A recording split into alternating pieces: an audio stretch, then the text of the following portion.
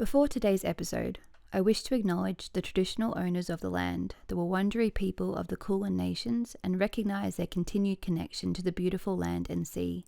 I'd also like to pay my respects to the elders past, present and emerging, and I extend this acknowledgement to the traditional owners of the land my listeners are on. Welcome to Ritual the Podcast, your cottage in the woods. A sacred space for the witches, the healers, the magical folk to meet and speak of wisdom, witchery, and old world magic, where people come to learn, to hear stories, to share secrets, and to be free to be their true selves. Welcome to Ritual. Hello everyone, and welcome back to another episode of Ritual. My name is Amy Harvey. And today we have got a guest who you have heard before, but she's someone that I had to come back because I love her so much. And I feel like we could sit here for maybe 4, 5, 20 days just talking and picking her brain because she is full of so much wisdom and so many amazing lessons that I think need to be shared and haven't been shared, and I am so grateful to have her with me again. And I know that this is an episode that you guys loved. I still get messages about it, so I know as soon as you see her name flash up, you're going to be like, oh, she's back, our witchy mom is back. But today we have got the amazing Stacey Demarco back here again. Hello, Stacey. Hello. Hi, everyone. Thank you for having me. Thank you for being here. Yeah, the last episode, like people just, they resonate with you so much because you just like say it how it is. You just say whatever, needs to be said without sugarcoating it, but in a way that it's like, it's just good. You're just good at what you do, Stacey. Look, I think there's just a lot of BS. There's so much. In our area. So I guess, from the beginning of, my witchy career, one of the things I really wanted to do was to demystify things. I love that. To make it, yes, there's things that should always remain sacred and mysterious and but also some of the more obvious things, they don't need to be complex. No, we're all absolutely really busy, and I think one of the things I keep hearing from students and from, people that write to me, it's like, I don't have time to do all of this stuff. I'm a really busy mom, or I'm looking after my parents, or I'm, whatever, and I don't have time to do all this big ritual and it's like, but you don't have to. No. You don't have to. You can do, simple, beautiful things that make your life better. Yeah. Without having to do the full-on, aesthetic all the time. Yeah, I think so. That's something that I've been talking to my friend about a lot because she's very similar to me. We both have kids. We both run our own witchy business. So we're very there's always something happening. And sometimes I feel pressure that I should be doing these amazingly big ritual things all the time. But then when you think about it, I think one of the most powerful things that you can do is simply to acknowledge something, because that's more than a lot of people do.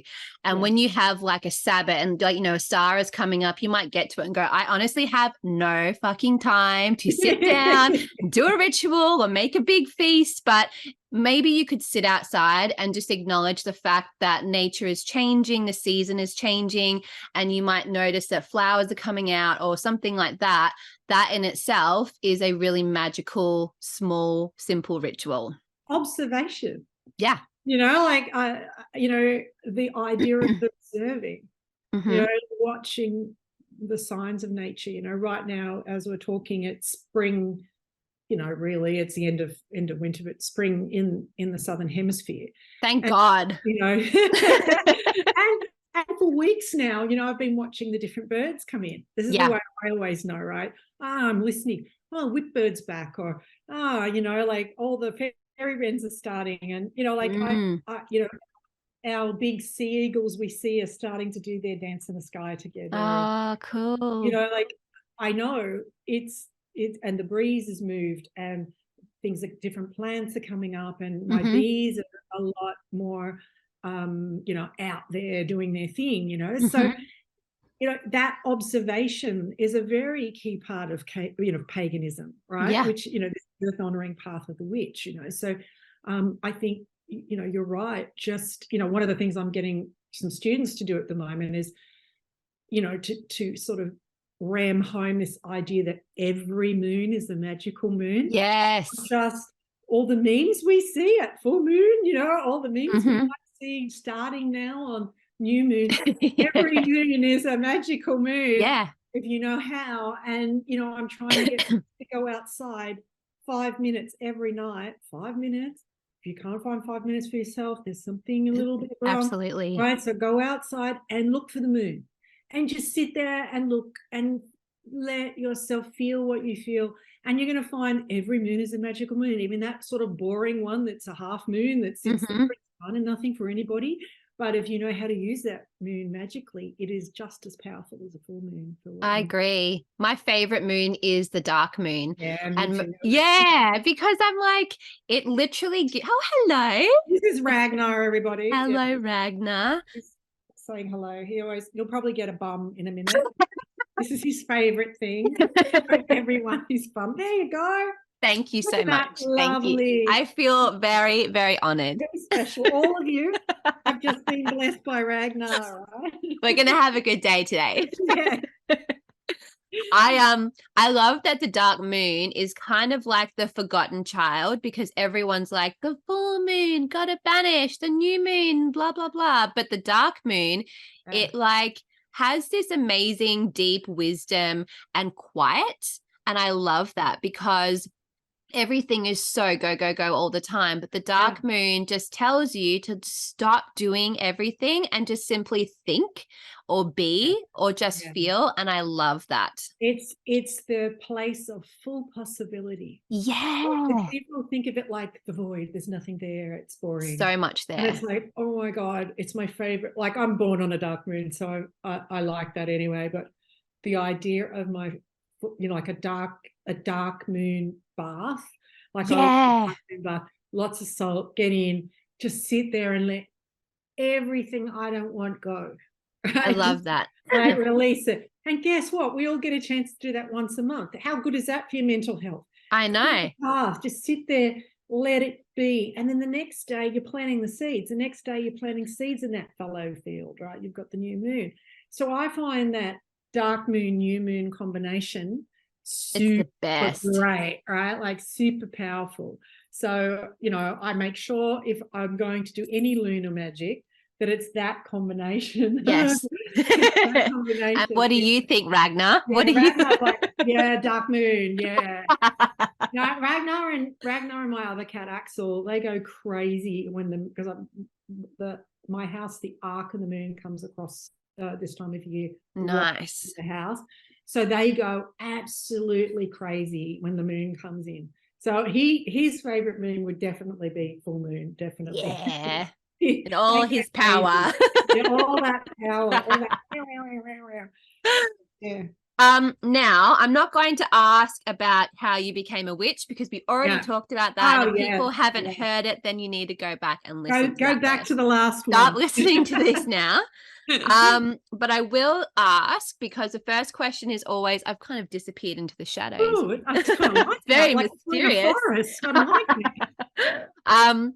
I always ask about people's morning rituals that they do. Yeah. Does yours change then, now that we're coming more into spring? Is there something that you started to do more than you normally would during the winter?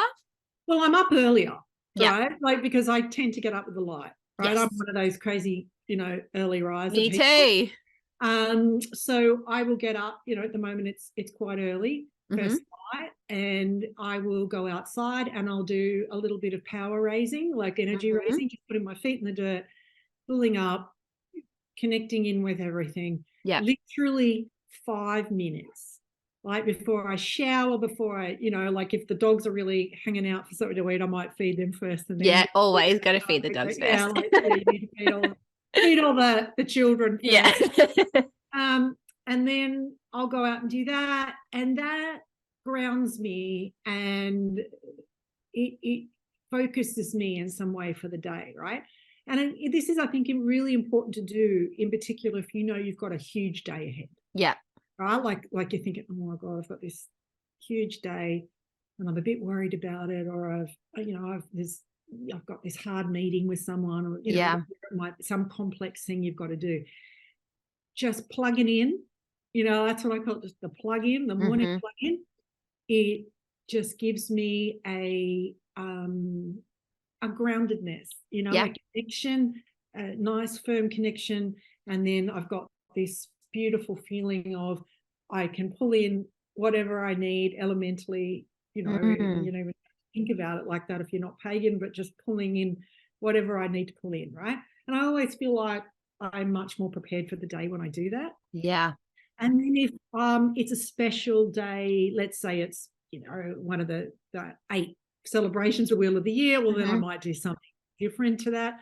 But with the seasons changing, you feel, if you do plug in every day, you're feeling the change of energy, right? So I'm feeling way back in bulk. You feel the warmth, you feel the shake and bake starting to happen, right? You feel the energy loosen, and the warmth come back, right? And so it doesn't matter how cold it is or whatever. If there is a Wheel of the Year happening, obviously I will do something additional, or if it's a special celebration day for one of my patronesses or patron gods, then I will do something a little bit different for that. But generally I try and have a rhythm and a routine, that is simple, that's not lengthy, that I know no matter what I've got going on, I can do it. Yeah. There's comfort in that as well. Yeah. Even when I travel, I can do it. Yeah. I find, because I love to wake up around like 5 a.m. That's usually my wake up time, and it's still dark. But I love that because I love the moment, that liminal space between like the day and the night. And you can feel the shift of like nature starting to wake up. And it's like all those liminal doors are open, even like for 5 minutes. And you can feel that wisdom coming through of like, what do I need to know for the day? What do I, need to feel or whatever? And it just like rushes through and then it goes. And I love that moment. The French have this beautiful saying. In English, it translates to between the dog and the wolf. They talk about the twilight, the liminal time of twilight. I love that. It's, the daytime is like the dog, but the nighttime is the wolf. Yes. It's the time between the dog and the wolf. And that liminal thing is, I love it. Me love too. Liminal times. And even you can find it in tides. Yeah. Right? So that time where you've got tide coming in, tide coming out, there is this kind of minute or so where you've got that balance time. Yeah. That's super magical to do work. It's like before a storm as well, when you can feel the energy shifting and you're like, yeah. So speaking of traveling as well, I need to ask, how was Norway? I'm so jealous. Great. Any Norwegians out there, I love your country. I love your culture. I love Norwegians, which is a really straight, people sort of go, oh, Norwegians, the further up you go, there's this sort of thing about, they're just so, there's not a lot of emotion. There's not a lot of, and I don't find that at all. Like I love Norway and Greenland, and this time I was lucky enough to go, right up the top of Svalbard, which is Norwegian, but right up the top. So it was the furthest north I've been, which was like 81 degrees north, so quite high. Wow, how did it feel? Oh gosh, I love it so much. I love the ice and the snow, and I really love the stories of the cultural stories. It's the plants are super interesting. Yeah. Very small. That they're like miniature versions of plants that are bigger everywhere else, just because of how tough it is. The environment is so tough. managed to see a polar bear, which was like incredible. Oh, Which wow. I'll send you a picture. Please do. But like, you kind of think you know what they look like until you actually see one in the environment, and you're just sort of like, oh my God, they're so massive and they're Yeah. so breathtakingly beautiful and awe-inspiring. And what it does is it just makes you think, I'm going to do whatever I can, to try and, do whatever I can around climate change. And, because you see these guys struggling on the ice, or, we've just had this issue, of course, in the other side of the world, the Antarctica, with the emperor penguin babies, en masse. So it's, when you actually see it, and you see ice, it is so incredibly beautiful. The sound of it, it's like putting milk on Rice Krispies. The crack. You think it's going to be quiet, but it's not.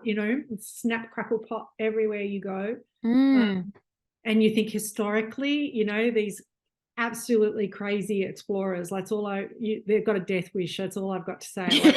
They do. When you're out there camping, for days in the middle of nowhere, and it's, gosh, it was summer for me when I went, and it's still, freezing cold, and just nothing. It's like a polar desert. They call it a polar desert. And you just sort of think, it's incredible. And more so how the Inuit peoples of the far north, how they thrive. And the Indigenous knowledge is breathtakingly deep and complex, and they work with the land. Yeah. And, there's a deep respect for the land, and the stories are amazing. The markings, the art, the tattoos, everything is, like I fall in love with, whole hemispheres sometimes. But, it's, I really encourage people not just to go on holidays and sit by a pool. If you can manage, financially or, physically to get to places that are remote, do try and choose it once in a while, just to understand nature a little bit more, the observation we were talking about earlier. This, feel cold, understand. Get out of your comfort zone. Actually is, like, don't sit or feel heat, don't sit in air conditioning all the time. Just try and, encounter something without a lot of noise or without a lot of light, going to places where you, like, you're actually seeing a night sky in all its entirety. That's, without light pollution. It's mind-blowing.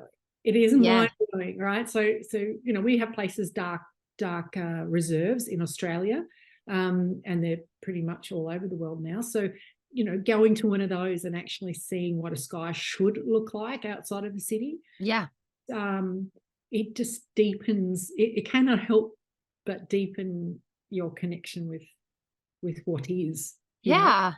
And where we live, like, as a planet, not just your city, like, we should care about every little, hot spot, cold spot, forest, whatever, because they will be gone one day. And if you never saw it, well, then you missed out, I think there's this whole thing about I've thought this for a really long time, that we save what we love, what we know, at least.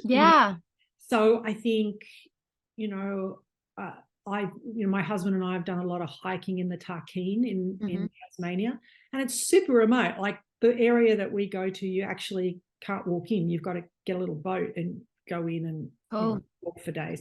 And you're lucky to see other people at all, and you've got to kind of get a boat somebody's got to be there to pick you up, and got to carry all your gear and all your food. And going along that close to the land and the landscape, and seeing the animals and understanding a little bit about the ecosystem, and to think that that part of the world was going to be wiped out, like the whole Tarkine, and still, I mean, they're fighting against the logging that's going. So, if more people went to places, the national park there, and actually took a day walk, you don't have to be there for days. You just took a day walk, and there's the wombats coming out at night. Hello, I'm a wombat. Another one. Hello. Our campsite, we counted, it was like a wombat superhighway. We counted like 10 wombats. Wow. Our camp, and we'd sit there and watch them in the night, and it was just so beautiful. I think that area would have been logged, it would have been taken out, if people hadn't fought. That's crazy. Yeah, I think we got to fight for places we love. Absolutely. I definitely agree with that. That's something I could talk about for hours. I know. Now, you have a new book. Yes. Here it is. You've got it. I've got it too. It's very, somebody said to me yesterday, did you know the Barbie movie was coming out with all that pink, and I'm like, no. And this is magenta, kids. It's not pink. Magenta. But no, I don't know if my designer knew, I don't think so, but there's a lot of debate about this much magenta, let me tell you. It stands out. It's a power color. Yes. So, the hard thing is this book isn't just for women, but which man is going to pick that up? But the ones that need to. The ones that need to, maybe, yes, you're right. So it's called Priestess Path. Yeah. So before we go into the book, can we go back in time a little bit? Yeah. And can you explain what was or what is a priestess and what did their life look like? Because I don't think it's something that people really have that much knowledge of anymore, unfortunately.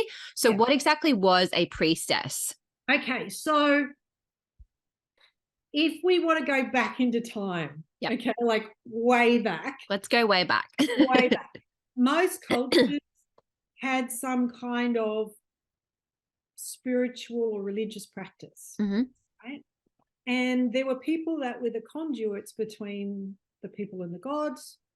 They were the healers. They had various roles, wisdom, knowledge keeping. There's a whole bunch depending on the culture. And I'll get into some specific ones in a minute to help this along. But and before the big wave of Christianity, some of those wisdom keepers, conduits, whatever word you want to put in there, were women. Yeah. In fact, many of them were. Okay. So there were priestesses of particular gods and goddesses that looked after those particular gods and goddesses, that had knowledge that was particular to the workings of those gods and goddesses. We have particular state priestesses, and we'll talk about the Vestals in a minute, which is a really good example of that. Yep. We've got political kind of animals, a little bit like the druidesses of the UK. People, don't really realise just how, involved in politics, the priestesses of Britain were. And you've got, a whole, in the Norse culture, women were very high, could be raised very high in political and in temples, running temples, that sort of thing, which were connected in with the running of the state. Yeah. Right? So it wasn't until Christianity and other monotheistic religions came across that we had this, it's just a god, and therefore it's just men who are involved in this. And and that went across to healing as well, of course. So, it's only been really 100 years since, women were permitted to learn medicine. Okay, so we're not talking about a long time ago. No. So priestesses, but there's this overarching thing I talk about when I talk about priestesses, that unlike TikTok priestesses, we've got more than the flower crown to wear. And that's the one thing that you do as a priestess, is you are of service. Yes. Okay, not servitude, very big distinction, but you're of service to the community. Can you explain the difference? Yeah, okay. So if we think about service and servitude, if you're going to be of service, there's a kind of idea of free will. Yeah. And there is what I call the sacred boundary of self, that we don't dig into the sacred boundary of self and make it so that we are giving, and we end up falling over, burning out. Yeah. We don't have our own lives. We can't offer creativity. We can't offer the strengths that we have as human beings, as individuals. Yeah. Okay, and I want you to think of women right now where, like you've got kids, and imagine, you're a little bit further down the track and you might even have parents who are aging that you've got to look after.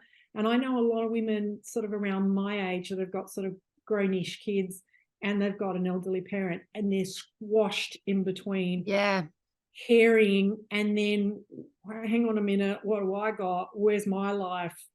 I thought I'd be able to do X, Y, Z at this age, but I'm not. Yeah. I want to be of service to my family and to myself, but I can't.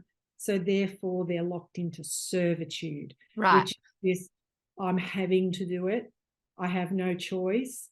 I have this sort of very small ability for myself to have everything that I might want to express and do, and there's just no room for that. Yeah. Okay, so none of us are here to be of servitude. No, none of us. Okay. Mm-mm. That's slavery. That's that's we're not here to do. We're not here to do that. But we as priestesses, their number one role was to serve, right? Mm-hmm. God first, if that was the role, God or goddess, the community, assist in whatever way that the cult. And when I say cult, guys, I don't mean like the modern idea of cult. A cult. Yeah, put this white robe on. A cult in the ancient world was sort of like this is the cult of Athena. We can go into this temple, and people that liked Athena, that was sort of a cult. Mm-hmm. But not now. We go now it's a little bit weird. Shave our heads or blonde or whatever the thing is that we got to do, get a tattoo. I don't know. But this is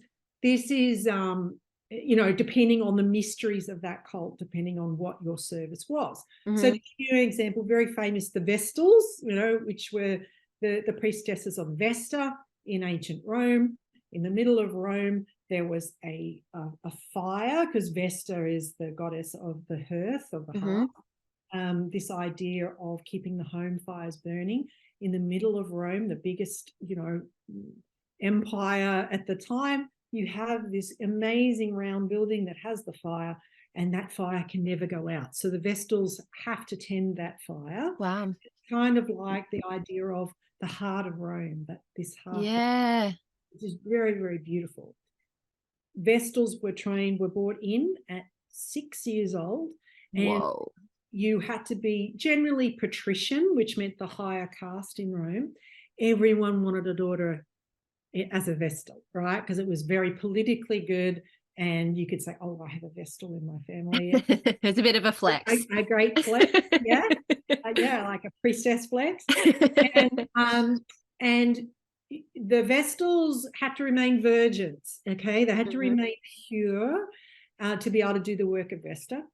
If that was broken, then the sort of idea of the purity of the flame was sort of damaged. Yeah. If you did that, you had a bad death.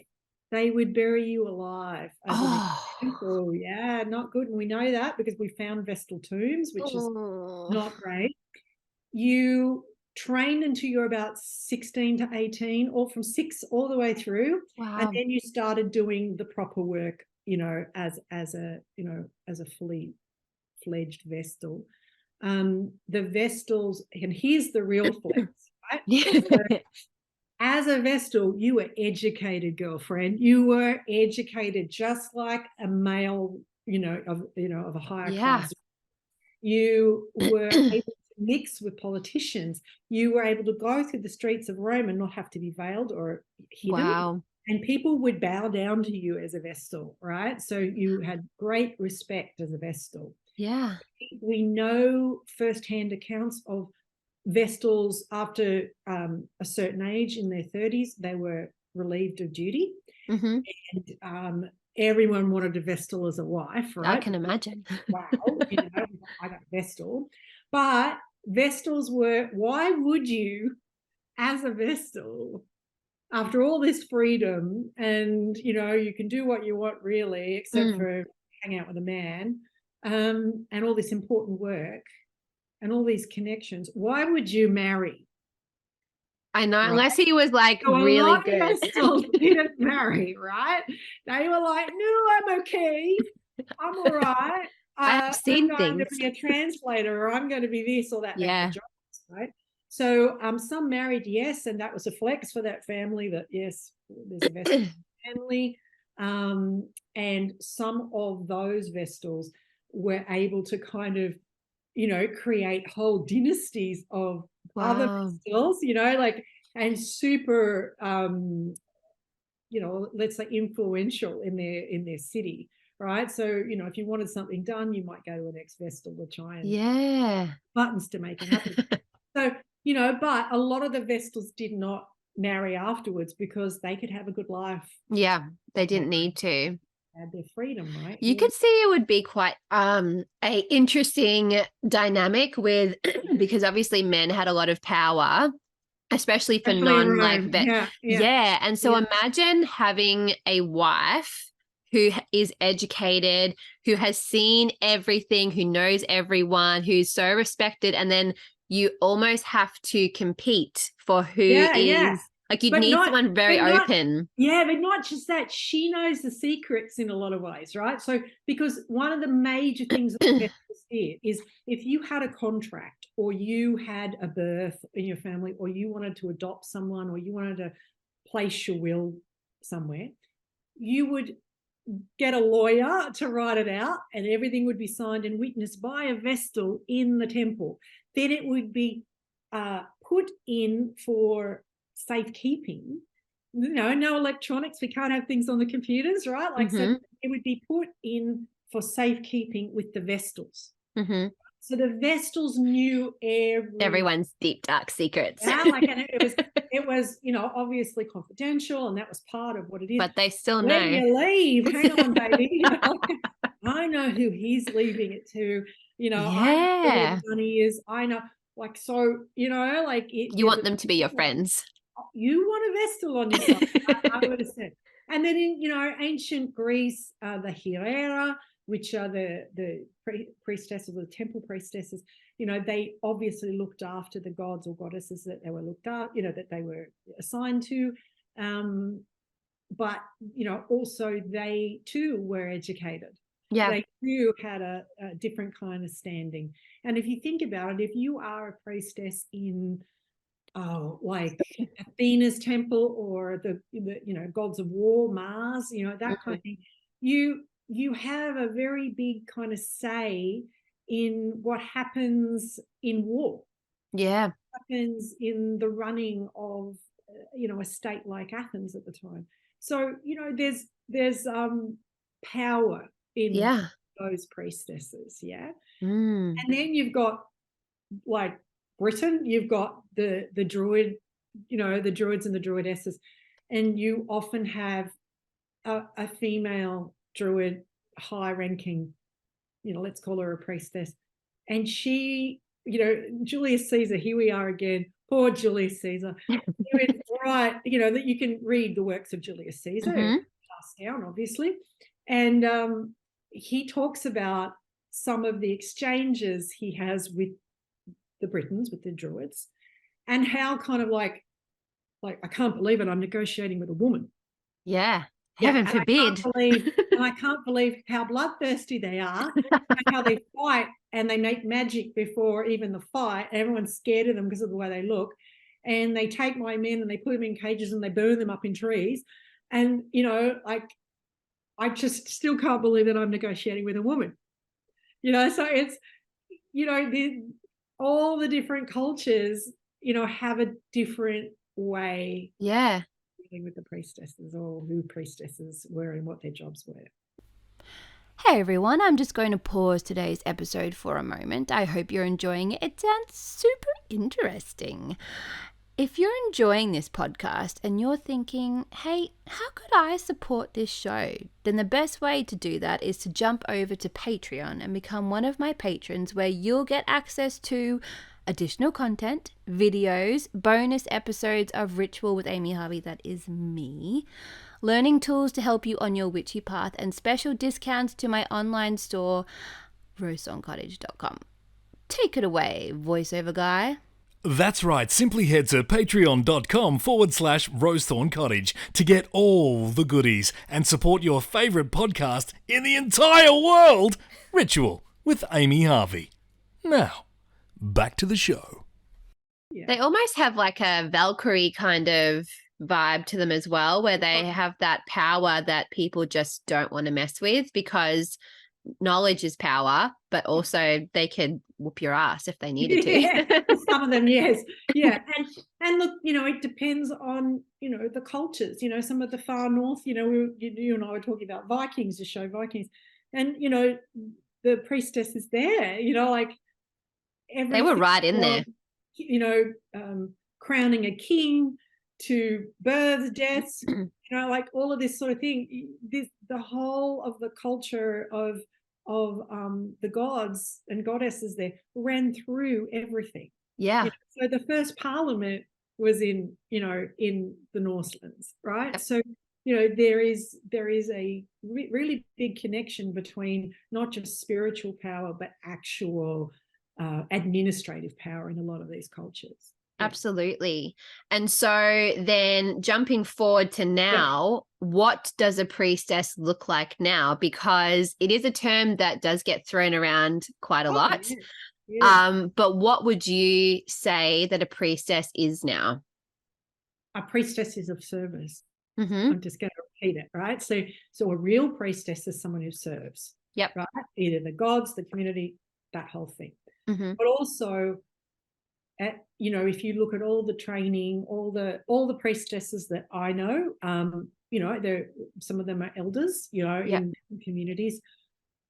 They stand apart in some way, like they have a wisdom about them. They have a respect from the community.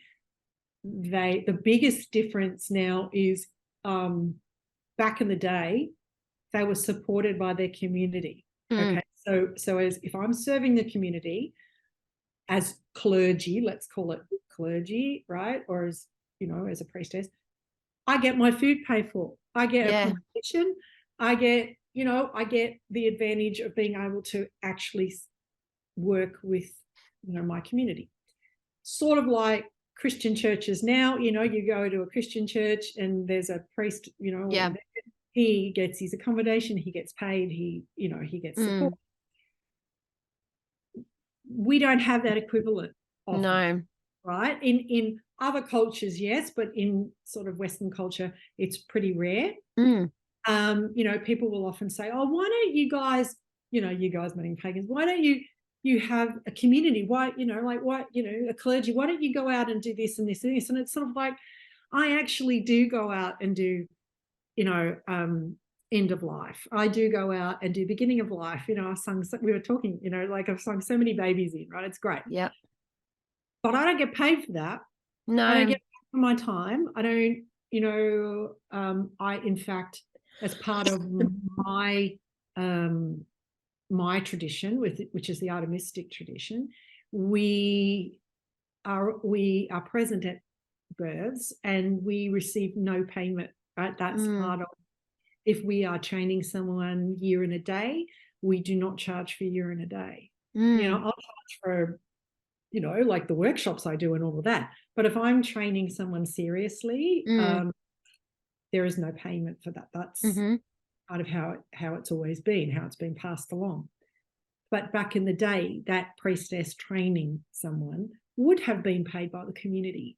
Yeah. They don't have to worry about financial stuff like living.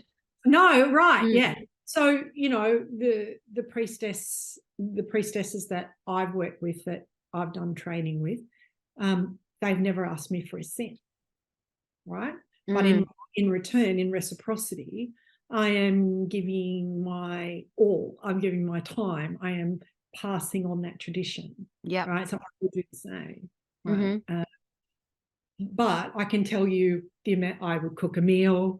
I would, buy them something. I would, like you try and give back in some way. They won't accept money. Yeah. So you try and, give time or effort or give them support in some way. Right? An energy exchange, I guess. Which is so important. People often don't remember that. It's very important to do an energy exchange. Hugely important. And, and also depending on what tradition, I can't answer for all traditions, but there is this kind of reciprocity that should happen. Yeah. And if a priestess comes to give you a blessing, or if a priestess does work for you and teaches you, or comes to your home and blesses your home or clears your home or something like that, you don't just go, oh, thanks very much. And bye. There needs to be some sort of energy exchange.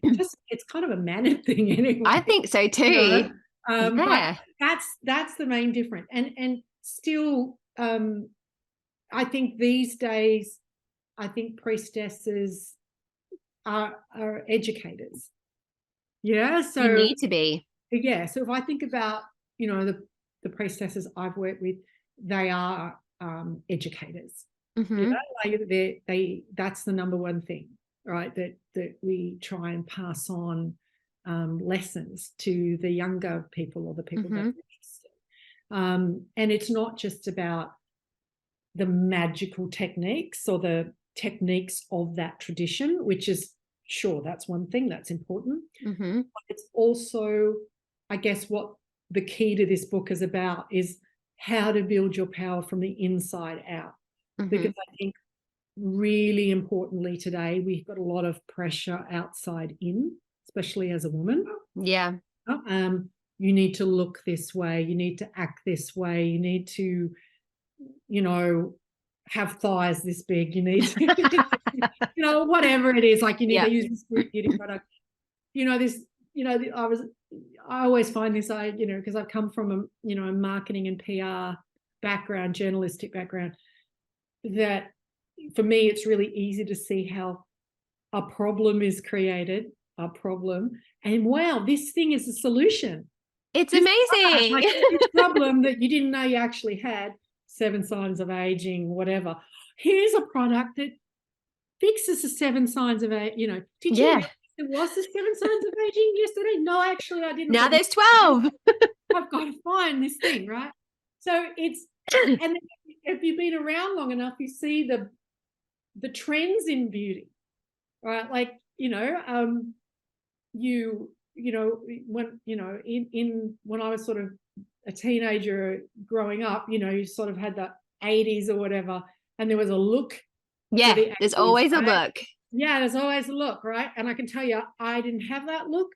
That was not the look I had. And therefore, no matter even if I tried to have a look, I didn't have, my hair wasn't big enough. My boobs weren't big enough. Like like that era was not kind to anyone, I don't think, but it was certainly not it kind never will be. to skinny people, like skinny, flat-chested girls like me. But then something incredible happened. The 90s, Saint Kate Moss came in. Love Kate Moss. Kate, right? The waif. So all of a sudden, you with the vibe. Girls, like, and a blonde straight hair. You're like, wow. And overnight, I was a supermodel. Overnight, people stopped me in the street. Overnight, and it was just sort of like, what the fuck happened? What Kate Moss happened? Kate Moss. Bless her and her cocaine. Oh my God. Well, yeah, we don't talk about what Kate does, but just the whole, that that look. It changed everything. Giselle Bundchen, you know, brown, blonde flicks, you know, tall, also quite flat-chested, that whole athletic thing. Oh, very kind to Stacey Demarco, right? Like really great. You know, I could. Yes, we are related. This is great. Nobody talks to me. You know, and then all of a sudden everyone's talking to me. So it's so fickle. Yeah, it's ruthless. So fickle. And if you're aware of it, you just gotta go, oh my God, it's funny. But there's young people coming up. Mhm. And I haven't had social media. I didn't have that electronic bombardment Yeah. that the young women have. You know, someone telling you how to do your eyelashes, someone telling you this, you know, like it's so much. It's all outside in, right? So it's super important. What happens if all that goes away? What happens if you're not that thing that everybody wants? You're just empty then. You've got nothing, right? Mm. Like if you're relying on the crumbs, like I always say, if you're relying on the crumbs from someone else's table, Yeah. and you're not doing your own cooking, you're going to go hungry. Yeah.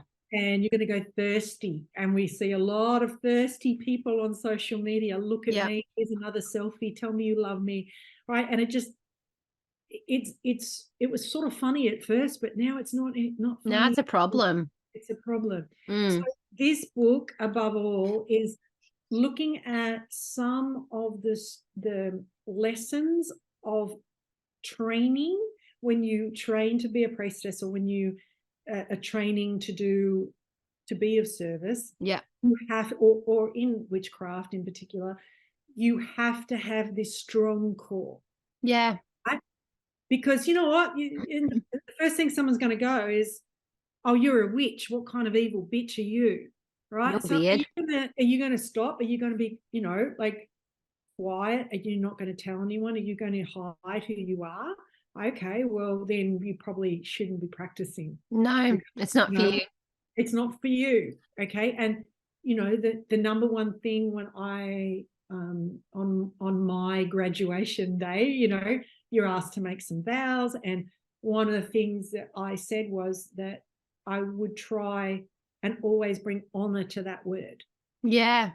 Yeah. So do I walk around with a pentagram and say, I'm a witch? No, I don't.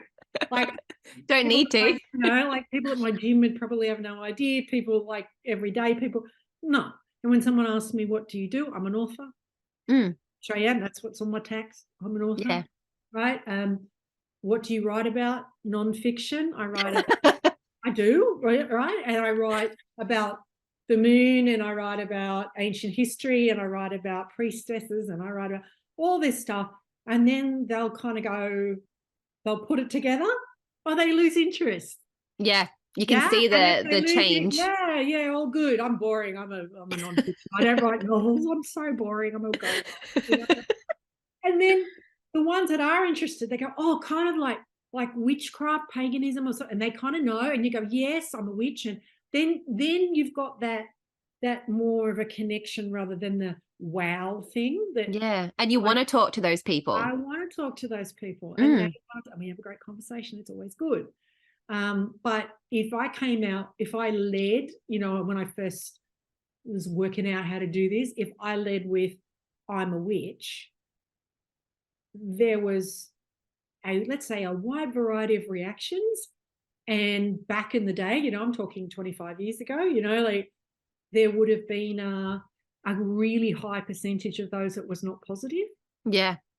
And so I just thought, well, is it really relevant for most people, you know, when they're working or know me? No.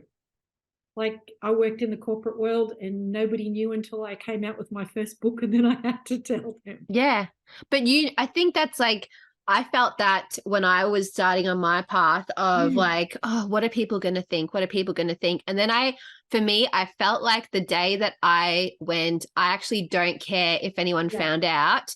That was the day I became a witch, because you don't need to walk in and go, hey, everyone, I'm a witch, because that's someone who wants attention, who wants to like cause controversy.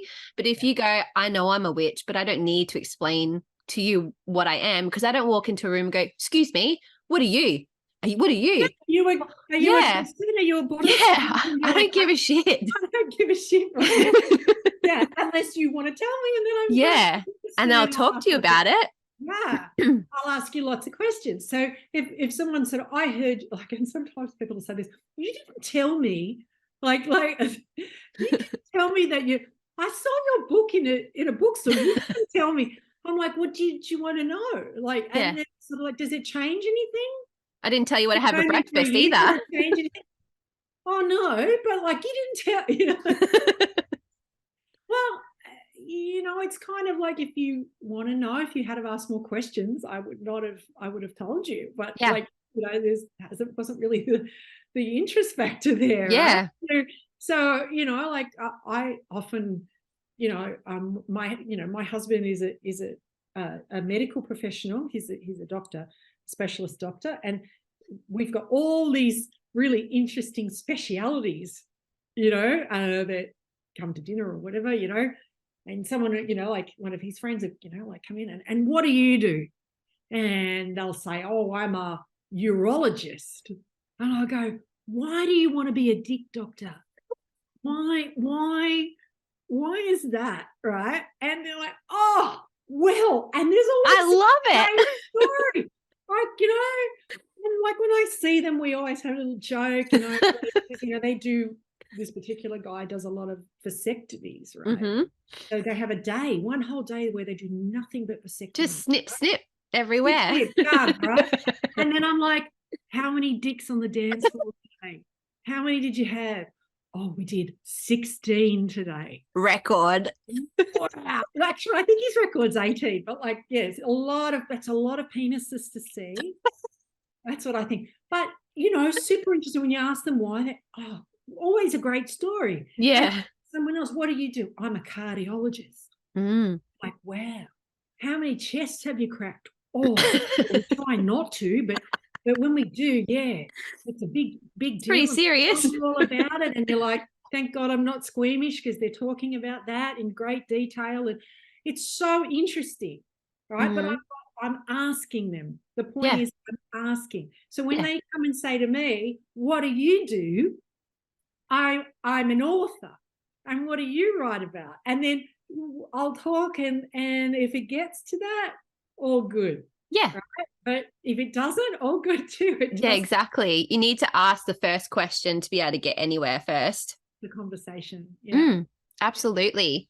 And so with your book, because it's not just like a normal book that you would sit and read, it's actually broken up into 13 lessons. Yeah. So as the author, how would you ideally want someone to read this book?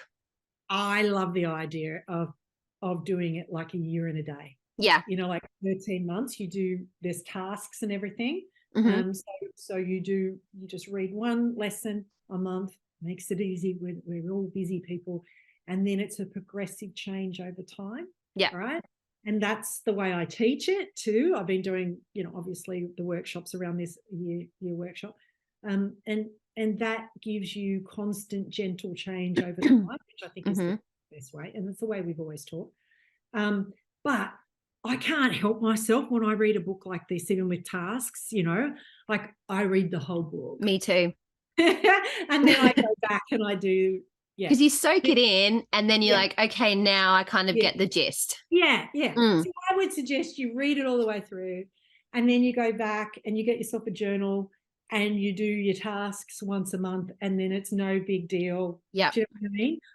And you might start on a particular moon, so you've got to finish on that one. The next cycle, the next lesson.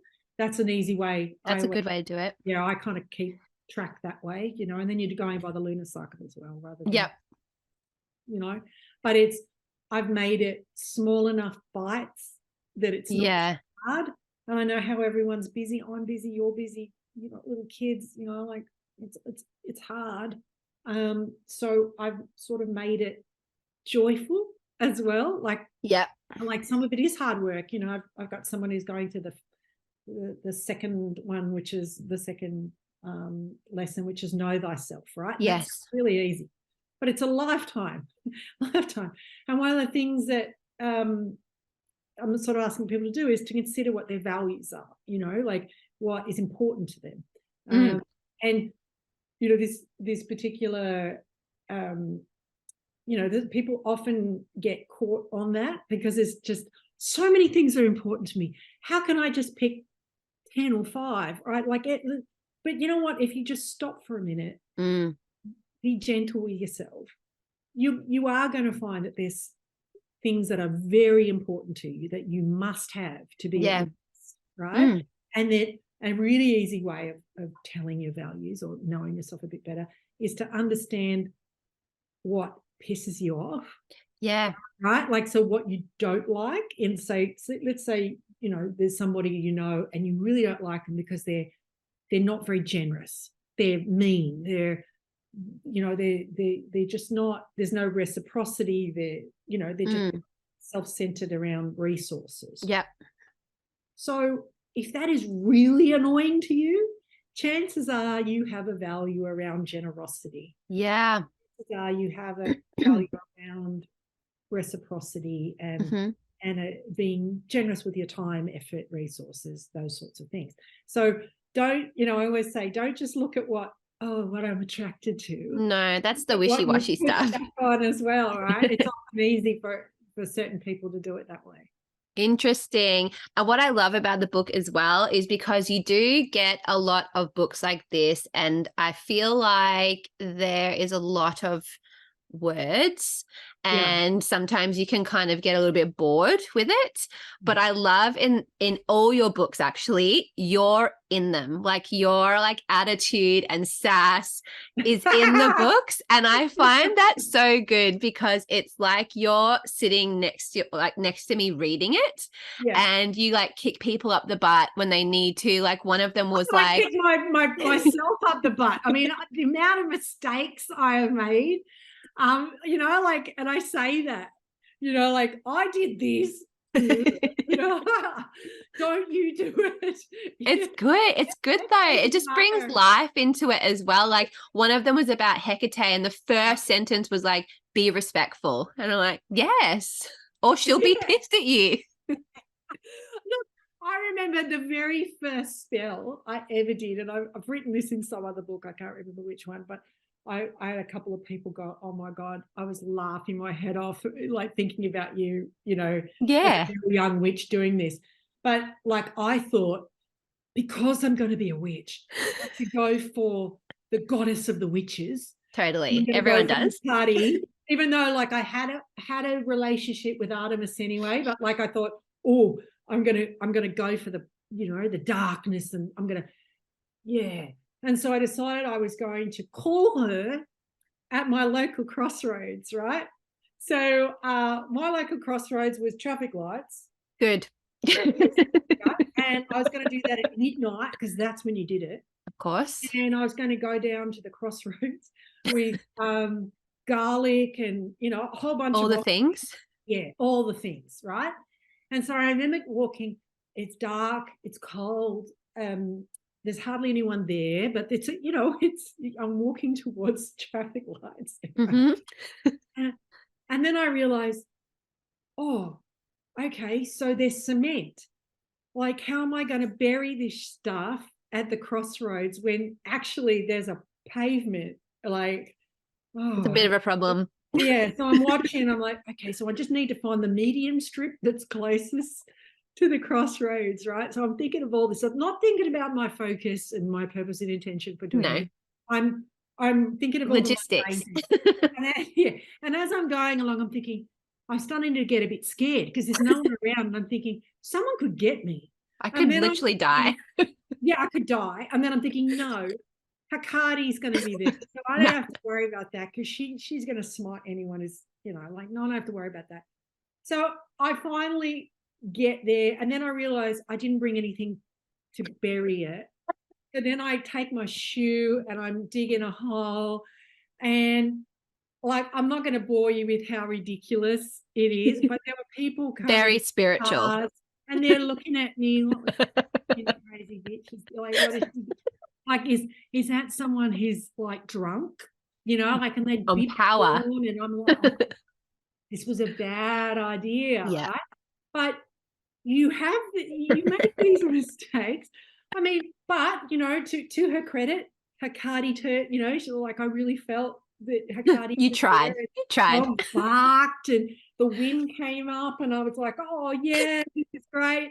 And the next day when I went back to the traffic lights, because I thought, oh, probably littered, maybe there's litter, so I should go back, and the garlic wasn't there.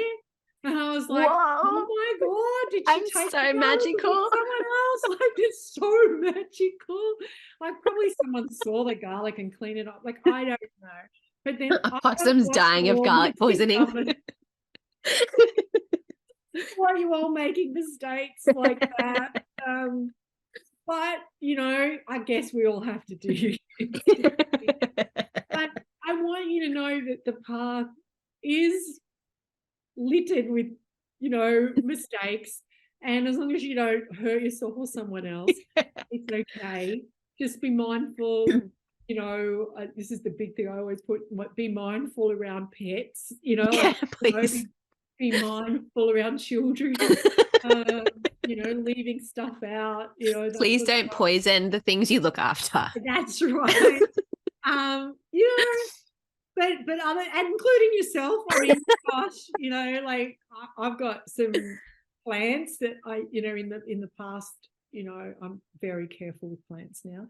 But when I was learning, I just put them in a pot, and I keep them away from my animals, of course. I was really aware of that. But I didn't think about wearing gloves myself. No. Like, why is my fingernail coming off? Skin is melting. My skin is, yeah. So I've become, very careful around that. Trial and error. Yeah, trial and error. But look, I want so much for everyone to have a better life. If I can be useful in what I write. I mean, my number one word, it's a weird word, is useful. Yeah. Is this book useful? And how is it useful? And I, because otherwise it's just a nice read and that's all good, but I want people to have change from it. Yeah.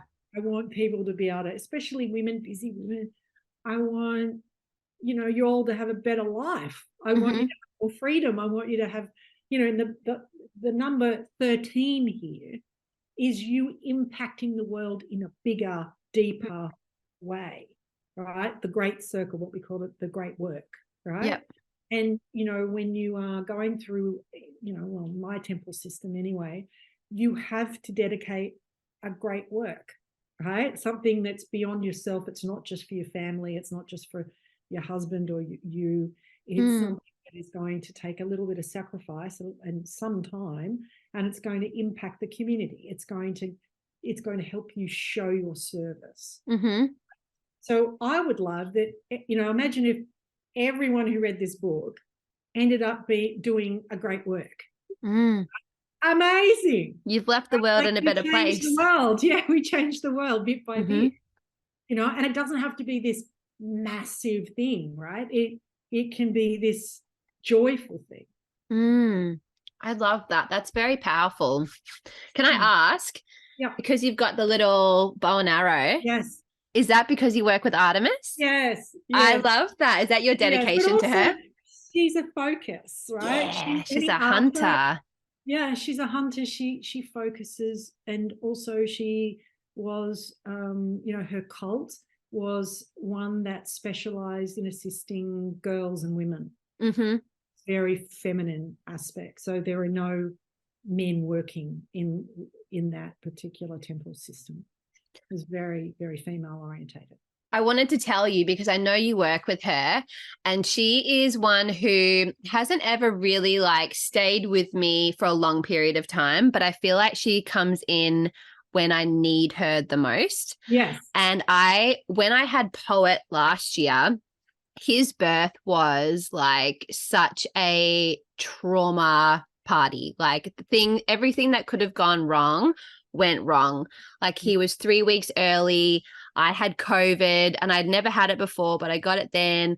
Like so many things were going wrong. And he was due on the 1st of January and he ended up being born on the 12th of December. When he was born, he wasn't moving. It was just everything was wrong. The midwife that I had was an absolute nightmare and she nearly caused both of us to basically die. But he was born, he was healthy, I was healthy. And then I realized that he was meant to be a Capricorn, but he was then a Sagittarius. And when I went into the hospital, I like could just feel that Artemis was like right there, just like nothing will fucking go wrong. I am here. And so for me, like my love for her now is just so great because I'm like, yeah, she's not around all the time, but at least, you know, like when she is like hitting the fan, she is right there. Yeah.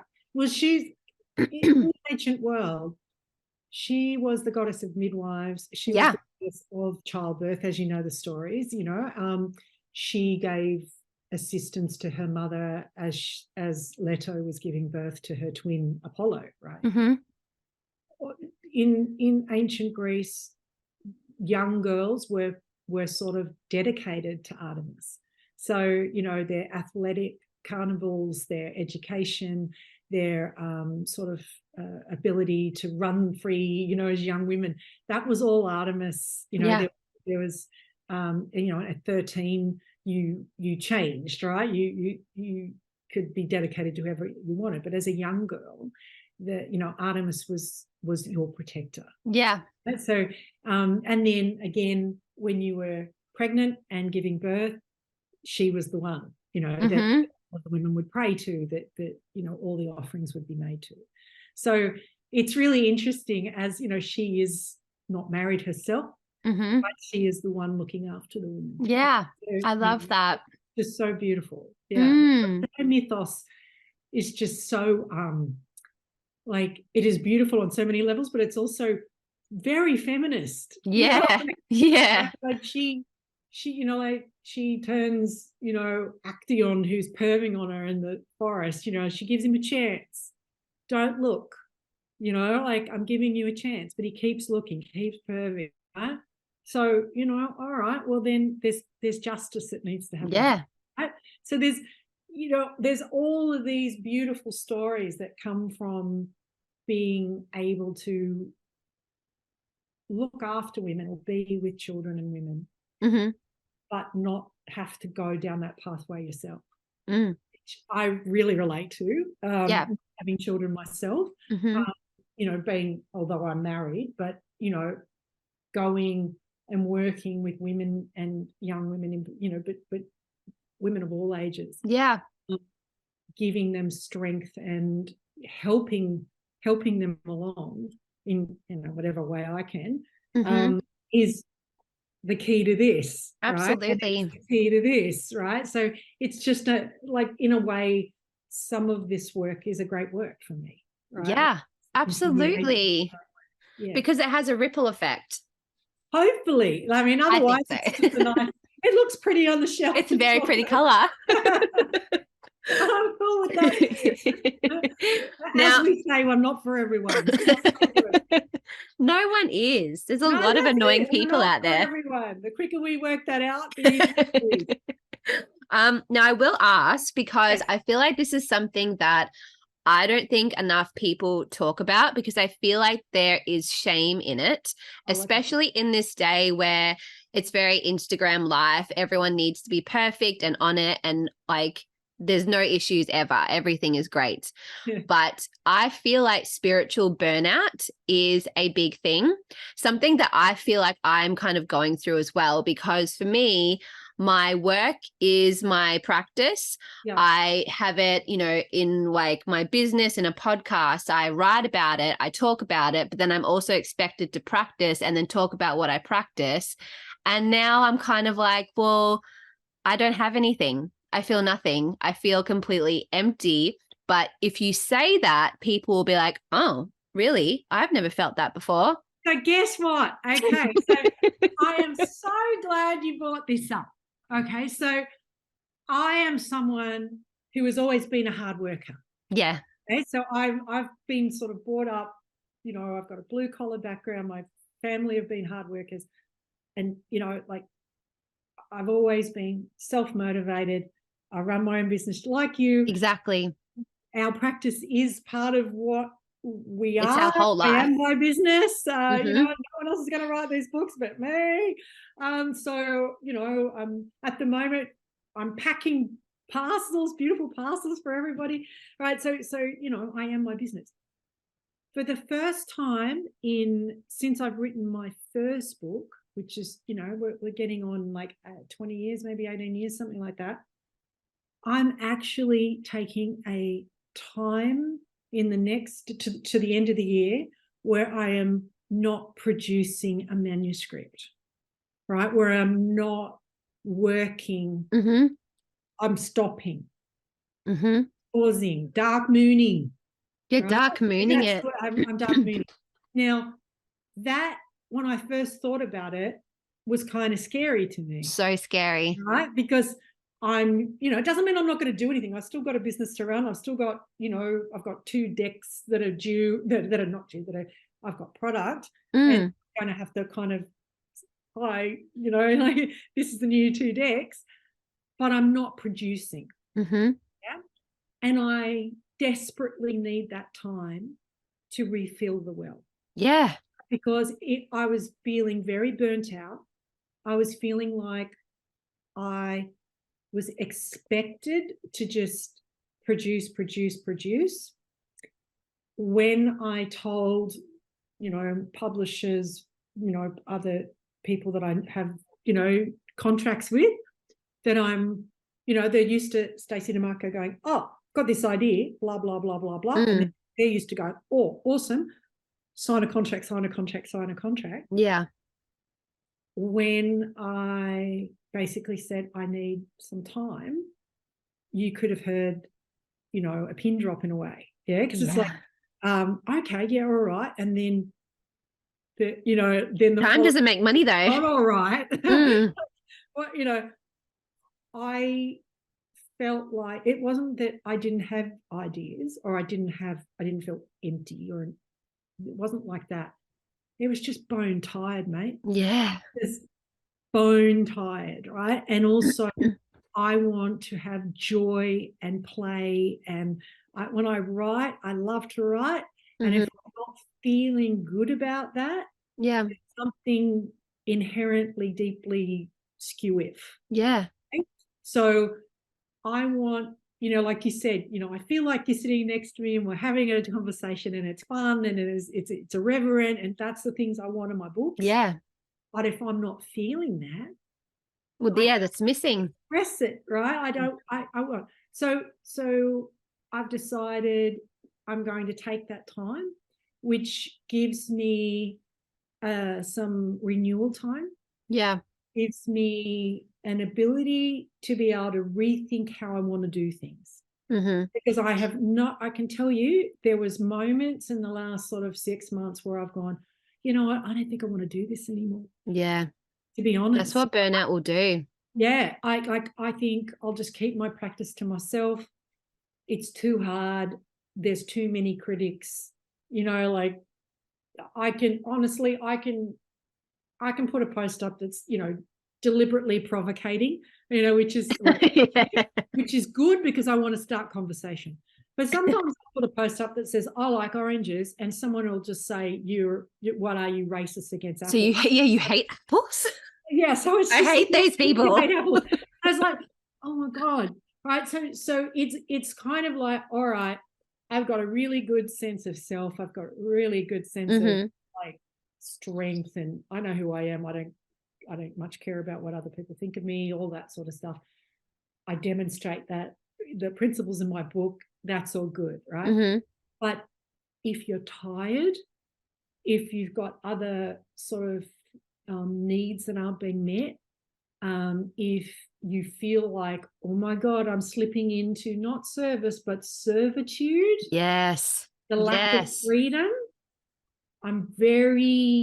Freedom is a high value of mine. So if I feel that is being impinged in a big way, then I'm like, all right, something has to change here. Yeah. So for the first time in kind of 20 years, I'm stopping. Wow. Right? And I will pick it up, next year I'll pick it up. But I'm having a little break, in producing. Isn't that crazy how that's a big deal now for people to stop, where that would just be normal once upon a time? People go, of course you're taking a break. Where now it's like, oh, you're taking a break? Yeah, or what's wrong? Are you dying? What's wrong? What did you, what's wrong? And there's a lot of questions around it. Yeah. I think it's very important that we have no as a full sentence. It is. There's an No. exclamation mark Thank after you, it. but no. So I felt anxious that I would have to tell people, you're just going to have to wait 6 months before I decide what I'm going to, or what's wrong. Well, nothing's really wrong, other than, I've had an injured shoulder as well. And I want to really concentrate on my rehab with that. So, I need that time, but also mainly I've done nothing but produce. Yeah. I'm a human, not a machine. Yeah. And I love it. And all of it, but I'm not a machine. I'm not a machine, I'm a human being. And it's not, and that's not the only thing I do, I teach. That takes a lot out of it, So I'll continue during that time to teach because I have commitments there, and I'm happy to do that. That's awesome. But the big cycle of researching and writing and producing is going to stop for 6 months. What are you going to do then to replace it? What are you going to do to fill up the cup? I think I've got summer coming, baby. Yeah. I'm gonna go for a swim. I'm gonna I'm gonna just play a little bit. I don't know. Like this is the joyful I don't know, right? And I always know, right? I'm always like, here's the thing I'm gonna do, right? So having this joyful I don't know right now, that's good.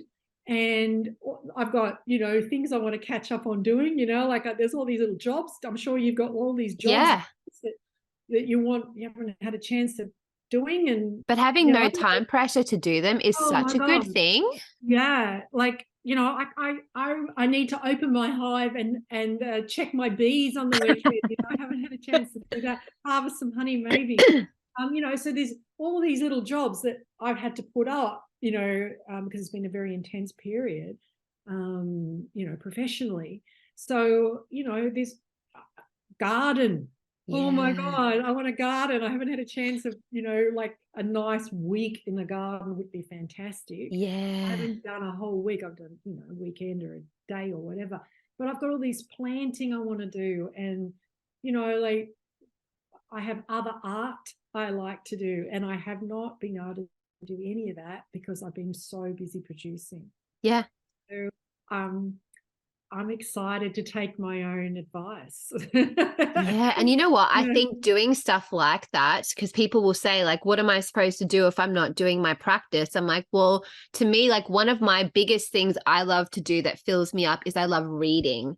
Yeah. And I'm like, to me, just because I'm not like doing any magic, reading gives me that same feeling that I get. And so just because one is on pause, it means that you're allowing other avenues to feed you in that way as well, that are fresher and have more energy in it, so that when you go back, that flows nicely as well. Because at the moment it's clunky, but the others are fresh. Yeah. And magic, your practice, if you're pagan, you can do it anywhere. Like I said, summer's coming. I'll go down the beach. Go for a swim. I'll go for a swim. I can turn that into ritual if I want. Just soak up the sun. I can turn and run in the forest, which, I do anyway, into a meditation to Artemis. Yeah. Those things are the things that fill me up. It's not, look, one of the hardest things for me in the last couple of months has been, finishing things and, completing manuscripts and that sort of thing, and not being able to go outside. Yes.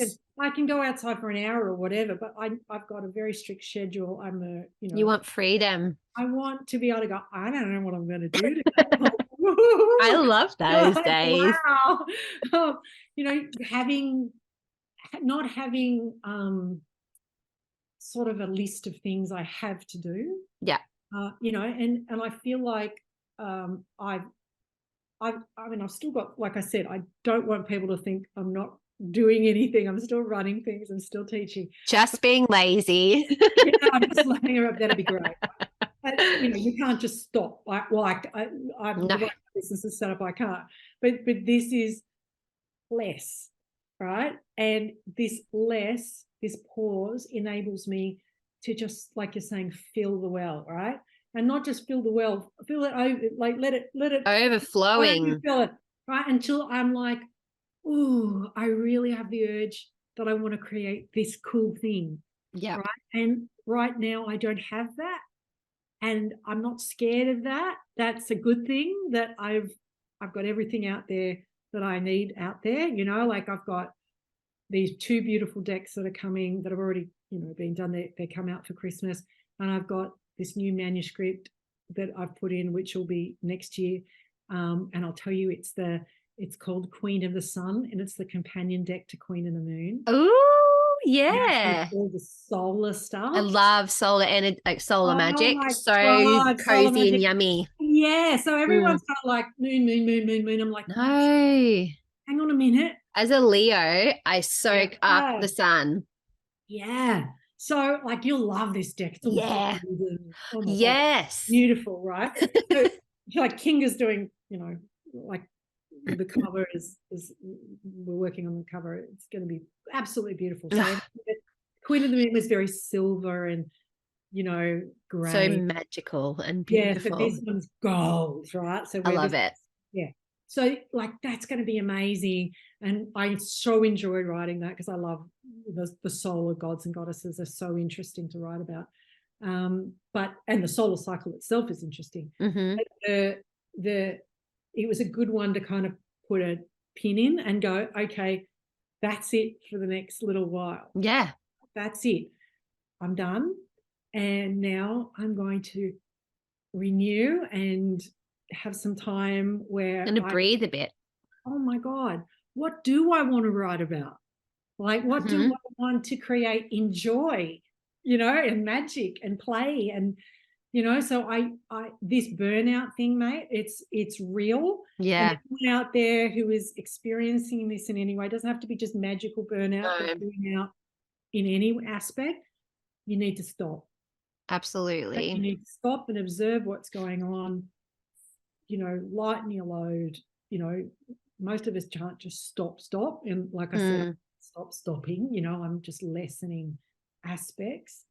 And then when you get your strength back, when you get your mojo back, then, you know, and it's really important that people understand this is not weakness. No, weakness is, like, I mean, it's strength to be able to let yourself do that. Like it's strength to stop and go, I'm going to stop and consolidate for a minute, right? That takes some kind of guts, right? To wise. It's a really wise thing to do. Now I'm sort of on the other side of the decision, you know, like I'm feeling like, like well done, Flex. You did absolutely the right thing. But when I was considering it, I was like, oh, geez, I don't know if I can do that. You know, like it's always scary before you do something like that. Yeah. But I'm really, really happy. That's so good. Yeah. All right. Before we let you go, I have the 5 questions at the end that I have changed because you've already answered them. All right. All right. Here we go. What book are you reading at the moment? Oh, okay. So I'm going to be really boring. I'm reading Dr. Peter Attia's Outlive. Mm-hmm. And you're like, oh my God, that's cool. So everyone should read this book. Yeah. It's about longevity. Okay. So it's a nonfiction book by a very amazing doctor who specializes in longevity. And it talks about how you can not just have a longer lifespan, because that's all good, but to have a longer health span. Right. So the idea of something we need to cherish. It's all the things I like. So it's all the latest medical information, the latest research. It's this, that, yeah, it's very good. Cool. What is a movie you have watched lately that you can really recommend? Gosh, I've seen so many bad movies recently. Oh my God. Can I give you one that I've rewatched? Yeah. I rewatched Arrival the other day. Oh, Jeremy Renner and is that the alien one? yeah, That was yeah, that's about good. linguistics and Yes, I you know, like like, that. yeah, Amy Adams. Yes, I love Amy It's the Adams. best. Yeah, it's the best alien movie besides Alien, of course, Yeah. out there. So I Yes. watched that, and it was one of those nice, comforting movies. Yeah, really good movie. I agree with that. Yeah. What is a place you want to visit next? Oh, this is hard. This is I know, I really thought it would hard be. question. There's so many places I want to visit next. Gosh, I feel like I've done so much ice and snow Yeah, that I need to probably balance it up. you need to warm up a bit. So I haven't been to Vietnam. So I Oh, think we want I'd to like go there to really Vietnam. bad. Yeah, so I thought I'd like to go to Vietnam and kind of, disappear. Eat their food. Yeah, and eat good food and Yeah. get some sun and go into the forest and yeah. Nice. That's a good one. Yeah. So if you could go forward in time or backwards in time, Yeah. where would you go? Whoa.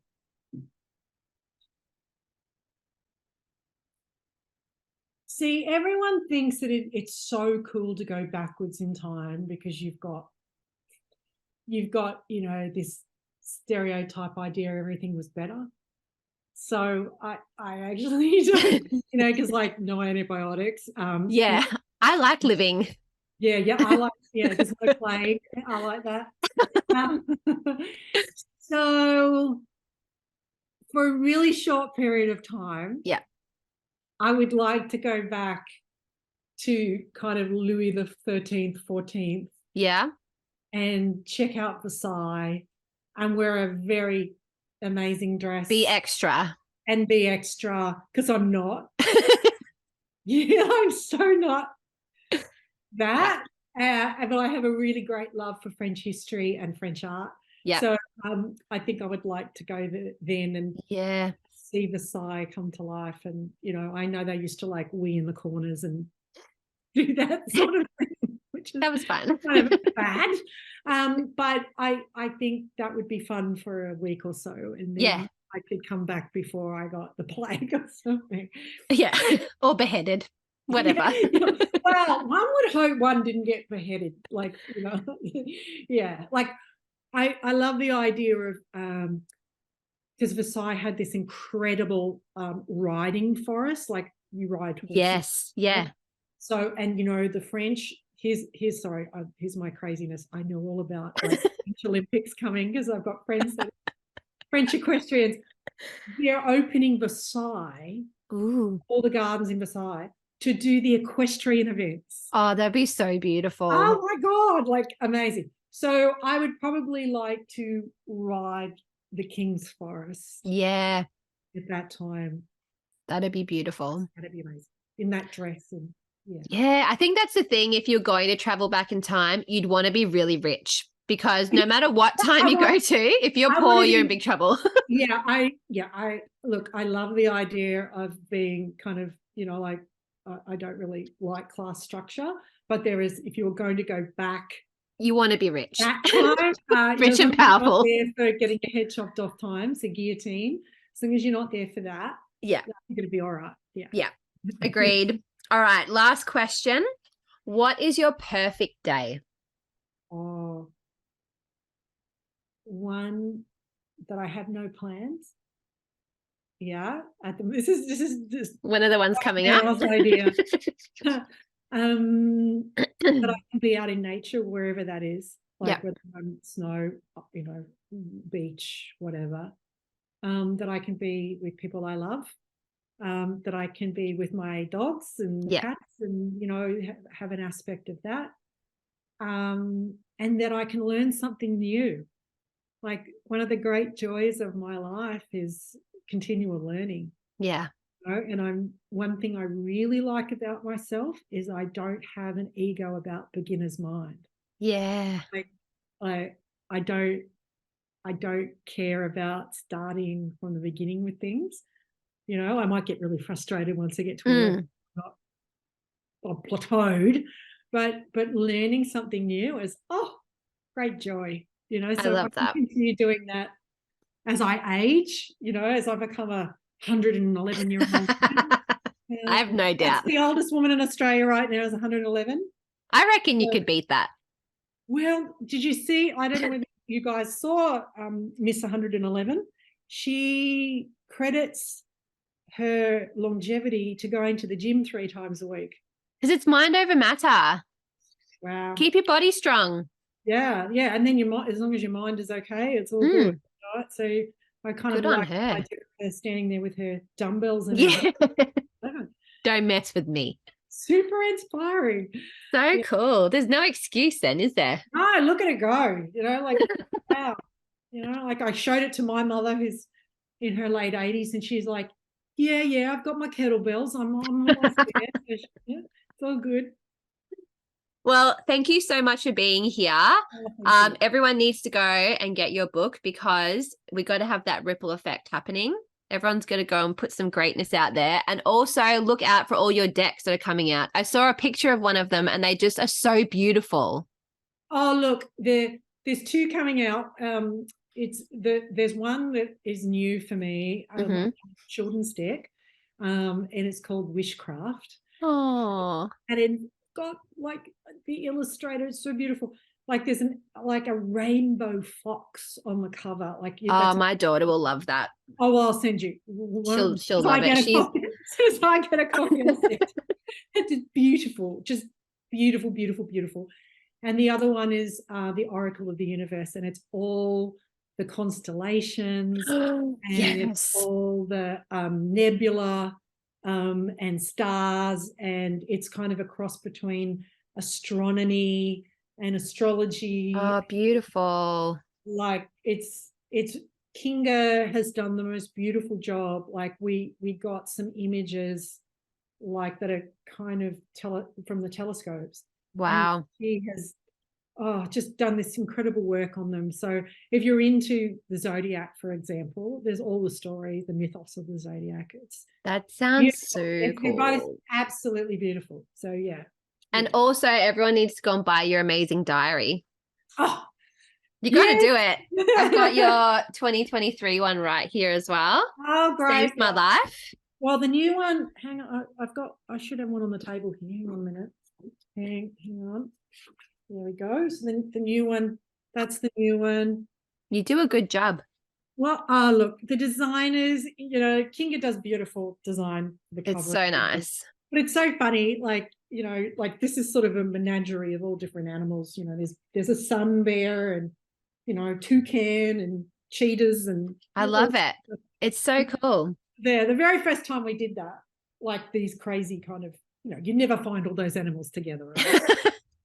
When we first did it, the first time we started putting animals in, we got letters from people going, look, it's a really beautiful cover, but you do know that that's unrealistic, right? Go away. It's